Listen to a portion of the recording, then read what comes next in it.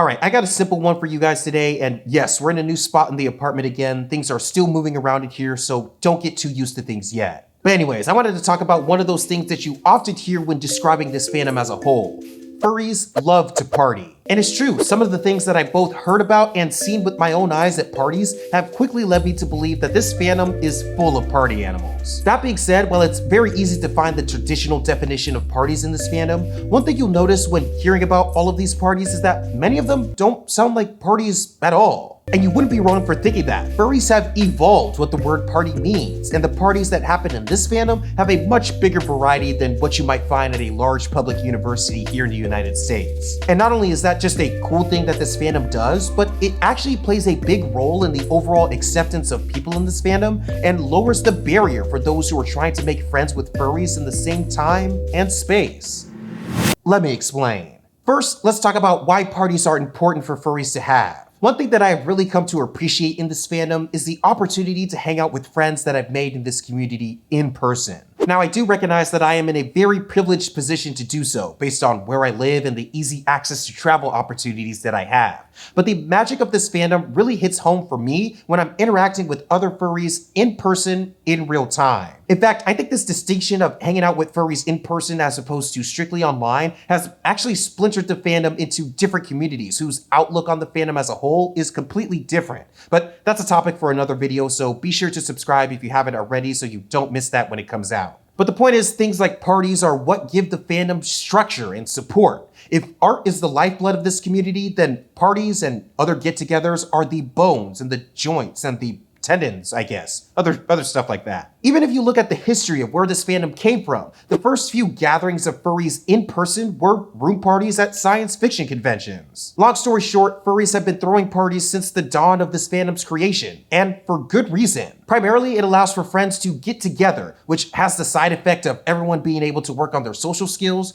open their worldview by talking to different people of different backgrounds, and simply learn more about other people and, indirectly, themselves. On a more practical note, going to parties expands your furry network and the people that you know. This increases your odds of making new friends, and even if you don't become besties, people that you know can still be resourceful down the line and help you connect with even more people in the future. And not for nothing, going to parties is fun. That's why we're all in this weird community in the first place, to have fun and meet people. And parties allow you to do both at the same time. Creating those memories with people is part of what life is about. And in many cases, this community is the only place in many members' lives where they get a chance to do that, which can be why they are sought after so much. The bottom line is, parties are a lot more important than we might realize as furries, and are up there with things like art and conventions as one of the things that keeps this fandom together. But how? How does getting a bunch of people together to drink if they're of age and dance around to loud music keep the fandom together like art does? Well, remember, at the top of this video, we mentioned that furries have expanded the definition of what a party is. And in this community, when we refer to parties, we're not just talking about crazy ragers, especially nowadays. When furries refer to parties, typically we mean simple get-togethers with a theme. And that theme part is important. That's what separates a furry party from just a large gathering with friends. The theme allows those who may not know anyone there or even the host to have something familiar with everyone else there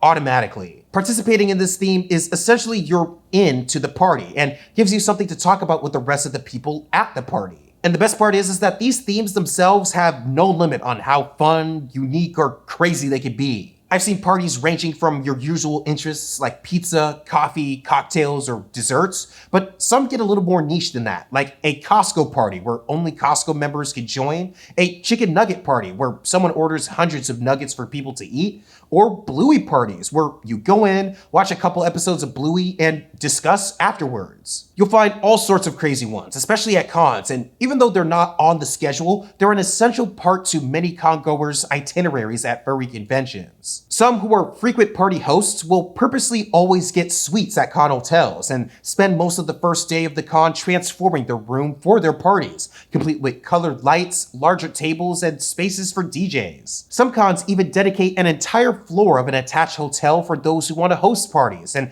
aptly name it the party floor. It's a big part of not just convention life, but furry life as well, and whether it's a big dance party at the top floor of a con hotel or a small gathering of people talking about T, these group gatherings keep the social fabric of the furry fandom alive and thriving. So I guess the next logical question about furry parties has to be, where can you find them? And I wish I could give you an easy step-by-step guide on how to find the perfect party for you, but these days, it really comes down to who you know. Now, things like the party floor at conventions are a great resource for trying a bunch of them out all at once, but some of the more niche parties, the ones that are technically invite only, are really accessed by finding and knowing the right people. Now, at this point, that's not an impossible task to do. If you have at least some friends in the fandom, the chances of them either hosting a party themselves or knowing someone that allows +1s to theirs is very high. But these parties are social events by definition, so being comfortable in those situations is almost an implicit prerequisite to finding and getting to those parties. I mean, for me, I didn't even start knowing about, much less get invited to parties until like my 4th or 5th con. Now, not all of you will be that unlucky in your search, but it might take some of you some time. But the other side of that is, if you have a group of friends that you'd rather hang out with than try to meet all new people, host a small party for yourself. The low barrier to entry for these things goes both ways. It's super easy to throw a furry party that is super fun without needing a bunch of anything. You can start with a fun but simple theme that, again, can literally be anything at this point. Invite your friends and let them bring +1s, and boom, you'll be hosting your own party with people you know and their mutual friends. And this doesn't have to just be at cons. You can host some in your local community, invite people from out of town to hang out for a weekend. There really doesn't have to be a lot of structure around these things. You could just get one started whenever you want. And it's that right there why I find furry parties so fascinating personally. There's beauty in their simplicity. They're just gatherings of furries, all there because of a certain theme and open to being social with each other. And I may be going a bit too galaxy braid here, but doesn't that sound a little like the furry fandom itself?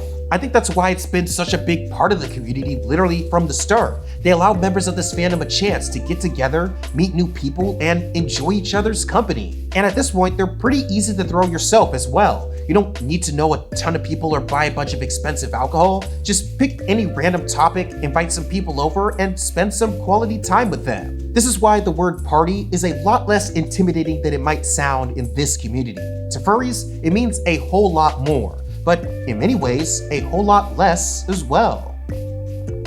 All right, that's it. Thank you for watching this little love letter to furry parties. I'll catch you all in the next one, but until then, stay wild out there.